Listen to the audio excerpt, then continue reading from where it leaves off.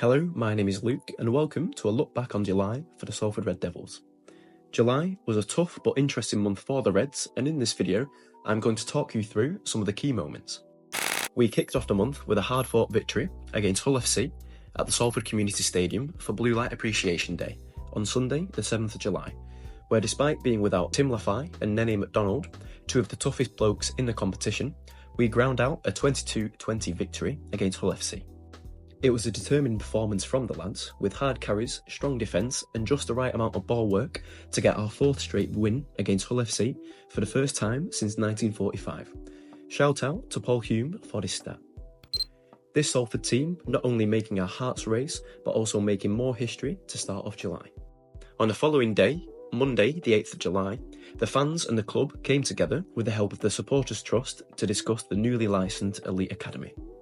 In the press room at the Salford Community Stadium, two of the Pauls in King and Trainer talk through the importance of the academy, how it will work and what it will mean for the club and its development, namely retaining top local talent, creating more opportunities, sustainability in the player pipeline and a Salfordian Salford squad. All of this adding to our value as the opportunity club, where men can come to be made in steel and where now men will be forged in fire as an original Red Devil. If you'd like to find out more about all of this, check out the video I released earlier in July focusing on the Elite Academy.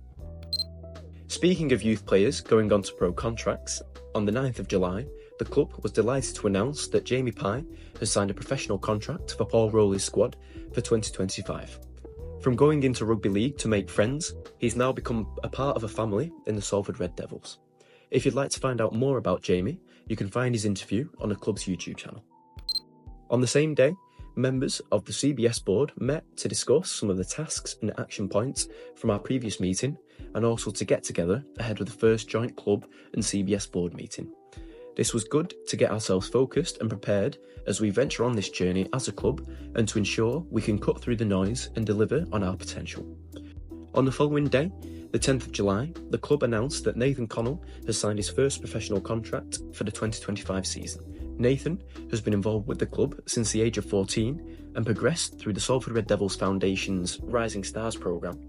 All of this being a testament to the great work of the foundation and the club in creating pathways for young players into the first team. On the topic of young players, on the 12th of July, Kai Morgan returned from his loan spell at the Swinton Lions. And on the same day, it was announced that our head coach, Paul Rowley, had been named June's Super League Coach of the Month after leading the team to several significant victories. In June, we put the saw to some big hitters, and up next we had some dragons to slay. On the 13th of July, we were in Perpignan to face the Catalan Dragons. A formidable contest, but unfortunately, unlike George, we were unable to slay the Dragons, losing 20-0. A disappointing loss, but Catalans away is a difficult place to get a win, so we needn't be too hard on ourselves. A shout out goes to all the Reds who made the trip and backed the boys. The Salford faithful do us proud, and I hope all who crossed the channel enjoyed themselves and got home safely. When back home, the following few days were marked with a few changes in personnel. On the 16th of July, Joe Bullock joined the Red Devils on a season-long loan from the Warrington Wolves. Joe brings some much-needed physicality to the pack and can hopefully help us to where we need to be for the final running of the season. The Salford Red Devils brought in some more talent on the 18th of July as Jaden Nikarima joined us following his release from the Catalan Dragons. Jaden is a nippy player and in his interview spoke about his desire to emulate the likes of Jackson Hastings and Brodie Croft in helping the Reds to finals footy. Jaden brings some heads-up rugby to the side and will hopefully help to galvanise our attacking play as we march our way to the playoffs. You can find both Joe and Jaden's interviews on the club's YouTube channel. On the same day, it was announced that both Adam Sidlow and King Vuniyawa were to lead the club on loan, joining Oldham RLFC and Hull FC respectively. We thank them for their service this season and we wish them all the best with their loans. On Friday, the 19th of July, we went head-to-head with the Huddersfield Giants at the John Smith Stadium. The Giants, fresh from an Ian Watson departure, were determined and unfortunately for us, took the win, scoring 16 points to our 8. Despite our strong record against the Giants in recent years, we fell short on this occasion. On the 24th of July, the club announced that Ben Helliwell has extended his contract for another year. On the 26th of July, the club made another announcement in relation to retaining staff, but this time it came from the coaching team, with the club announcing that former player, now turned assistant coach Krishnan Inu, has signed a new 5-year deal.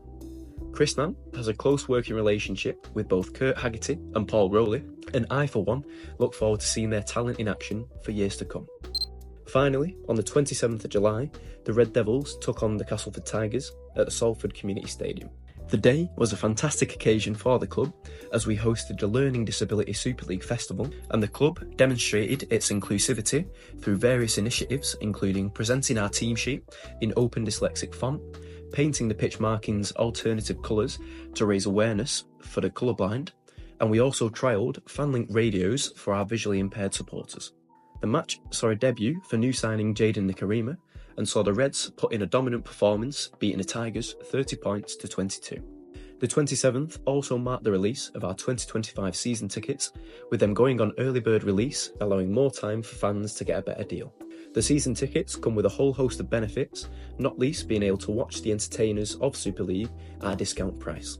So if you haven't got your season ticket sorted for the 2025 season, be sure to do so now and make the most of the early bird offer.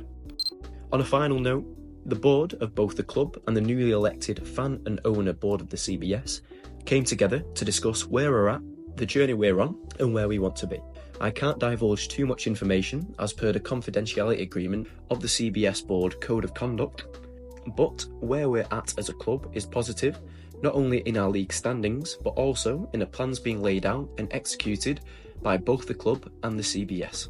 The journey we're on is not only to be a winning team, but to be the elite Super League club we can be and are showing the appetite to be. And as the first fan owner of these elite Super League clubs, we need to ensure that the club operates effectively and the CBS develops accordingly. This will get us to where we want to be, and to me, that is not only as a Super League winning side with the most entertaining style of play, but also as the most iconic brand and team identity that all want to see and all want to be a part of, and own as part of the Salford Reds rising together. With all of that in mind, I'm asking you directly, what do you think it should be to be a part of the Reds rising together? I'm not talking about what you'd like to see on the pitch, as that's for the club coaching staff. I'm talking about what it should mean to be a Salford Red Devil fan and a Salford Red Devils owner. A club steeped in such rich history and a track record of making history, we do things differently here. We did this with our transition to being a CBS. As owners of the club, we're all in this together, and I'd like to know what you think it should be like to be an owner. How do you see yourself getting involved? What should you get out of it? And what should you put into it? It'd be great to hear your thoughts in the comments, or feel free to send me a message. So with that concludes episode 2 of Diary of a Director and a look back on all that happened in July. Thanks for watching. Be sure to give me a follow, like and share this video, and stay tuned for more exciting updates and to be a part of the Salford Reds are rising.